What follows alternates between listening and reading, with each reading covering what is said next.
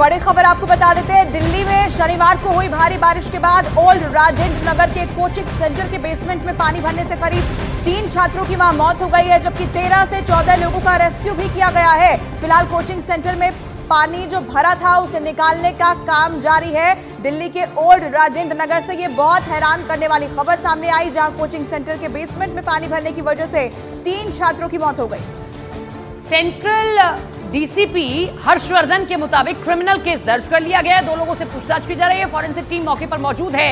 2 लोगों को हिरासत में लेकर उनसे पूछताछ की जा रही है। लेकिन इन सबके बीच में प्रदर्शन कर रहे हैं छात्र, क्योंकि गुस्सा है। वो प्रदर्शन कर रहे हैं क्योंकि उनको लेकर किस तरीके से पढ़ाई तो वो कर रहे थे वहां पर, लेकिन कैसे उनकी किसी भी चीज का ख्याल नहीं रखा गया बेसमेंट में। और हैरानी की बात यह है, जब जब बारिश होती है इस बेसमेंट में पानी भरता है, 2 से 3 दिन पानी भरा, लेकिन आज ज्यादा भर गया तो ये हादसा हो गया। बेसमेंट में अगर आप कोई भी चीज चलाते हैं तो उसके अपने नियम कायदे कानून होते हैं, लेकिन सबको ताक पर रखकर बच्चों को पढ़ाया जा रहा था।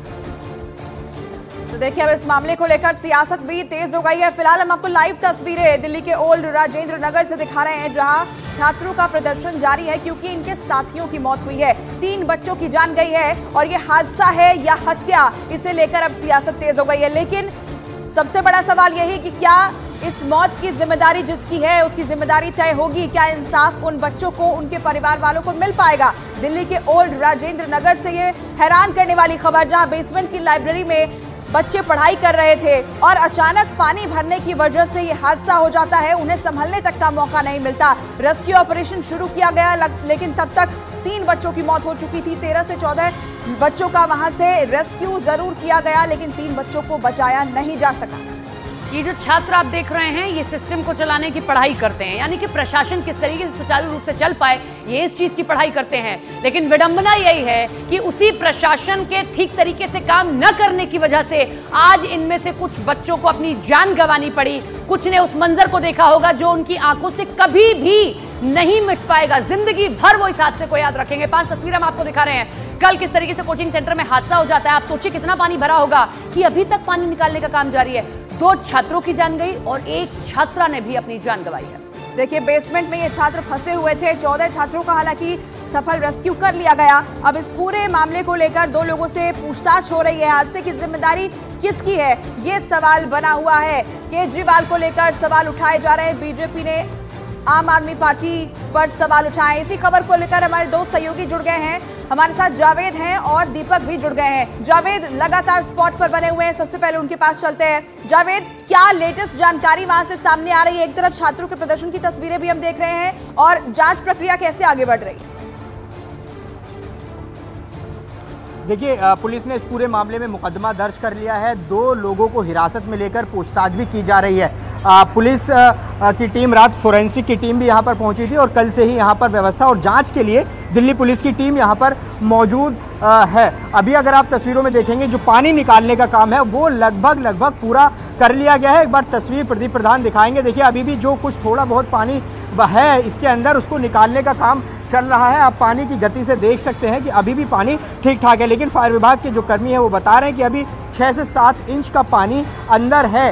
इस स्तर का पानी, एक और दिक्कत उन्हें आ रही है कि जो पाइप है वो उस पानी को अभी खींच नहीं पा रहा है, क्योंकि पानी का स्तर काफ़ी नीचे जा चुका है, लेकिन कुछ पानी अभी निकल भी रहा है। और वहीं दूसरी तरफ अगर आप देखेंगे तो यहाँ पर अभी भी जो फायर की गाड़ियाँ हैं वो यहाँ पर पहुँच रही हैं। इसके अलावा प्रोटेस्ट भी छात्रों का लगातार चल रहा है। रात से ही हम ये देख रहे हैं जो छात्र हैं वो लगातार प्रोटेस्ट कर रहे हैं। उसी के मद्देनज़र देखिए, यहाँ पर अर्धसैनिक बलों की टुकड़ी भी तैनात कर दी गई है ताकि कानून व्यवस्था की स्थिति ना बिगड़े, क्योंकि आक्रोशित छात्र हैं, लगातार वो गुस्से में। उनका साफ तौर पर कहना है कि ये पहली बार नहीं है, हर बार हर मौसम में इसी तरह से यहाँ के हालात होते हैं, लेकिन इस बार हालात इतने बद से बदतर हो गए कि 3 लोगों को अपनी जान गंवानी पड़ी। तो फिलहाल यहाँ पर देखिए, आप छात्र तस्वीरों में देखेंगे जो प्रोटेस्ट है वो कर रहे हैं। यानी कि ये हर बारिश की वहां स्थिति है, लेकिन प्रशासन की आंखें नहीं खुलती हैं। जब कुछ हो जाता है तब जाकर आंखें खुलती हैं कि हाँ ये हो गया, अब हम सावधानी बरतेंगे। हम रुक करेंगे दीपक का। दीपक, का प्रदर्शन कर रहे हैं छात्र, कहाँ मौजूद है, क्या छात्रों की डिमांड है? अब देखिए, छात्रों की सबसे बड़ी डिमांड यही है कि आखिर कितने छात्रों की, उनके साथियों की मौत हुई है, इसके बारे में वो अभी काफ़ी गुस्से में है, क्योंकि हमें उस जगह पर हम जहाँ पर खड़े थे वहाँ से इधर कर दिया गया, और इसलिए क्योंकि हमें पहले ये बताएं कि कितने छात्रों की मौत हुई है, इसको लेकर वो अभी भी असमंजस की स्थिति है। जिस तरह से एक दिन पहले शाम को 5 बजे से 7 बजे तक का जो समय था शनिवार की शाम का, उस वक्त बारिश हो रही थी, और उस बारिश का पानी मैं दिखाऊंगा यहाँ पर। ये देखिए, ये सारा जो पानी है वो अभी भी स्टोरेज आपको दिखाई दे सकता है कि यहाँ पर कितना पानी निकाल कर बाहर किया गया, क्योंकि जो कैंपस था, कैंपस के अंदर बेसमेंट था, बेसमेंट की जो गहराई थी वो कितनी थी, ये सबसे बड़ा आकलन है। क्योंकि देखिए, कभी भी बेसमेंट अगर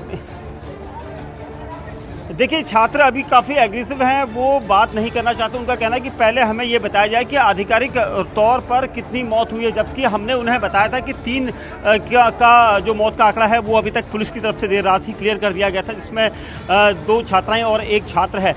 और जबकि जो बिल्डिंग की, मैं अभी बिल्डिंग की आपको बता रहा था बातें, जो बिल्डिंग्स हैं, इन बिल्डिंग्स में सबसे बड़ी चीज़ यही है कि जो बेसमेंट है वो तकरीबन 20 फीट के आसपास अगर जाते हैं तो काफ़ी गहराई होती है, और कैसे सुरक्षा के जो मानक थे वहाँ पर नहीं किए गए। क्योंकि जब पानी भर रहा था तो कोचिंग सेंटर के अंदर जो सुरक्षाकर्मी थे वो थे या नहीं, या फिर जो कैंपस के अंदर प्रोफेसर थे या पढ़ाने वाले जो टीचर थे उन्होंने क्यों नहीं बच्चों को ऊपर जाने की सलाह दी। क्योंकि बेंच पर खड़े होने से के बजाय अगर वो ऊपर छत की तरफ या फिर बाहर की तरफ निकलते बेसमेंट से तो वो बच सकते थे, क्योंकि पानी भरता चला गया और पानी का फ्लो इतना तेज़ था। क्योंकि हम उस बारिश को एक दिन पहले शनिवार को कवर कर रहे थे कनॉट प्लेस इलाके में, तो हमने ये देखा था कि बहुत तेज़ बारिश थी।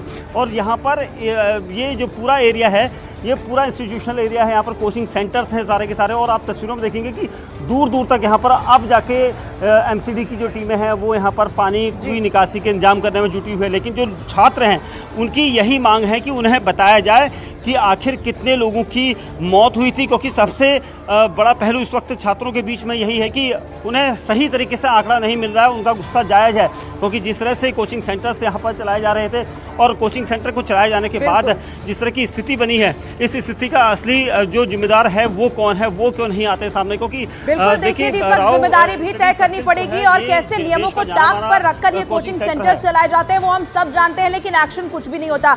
शुक्रिया दीपक और जावेद आपका ये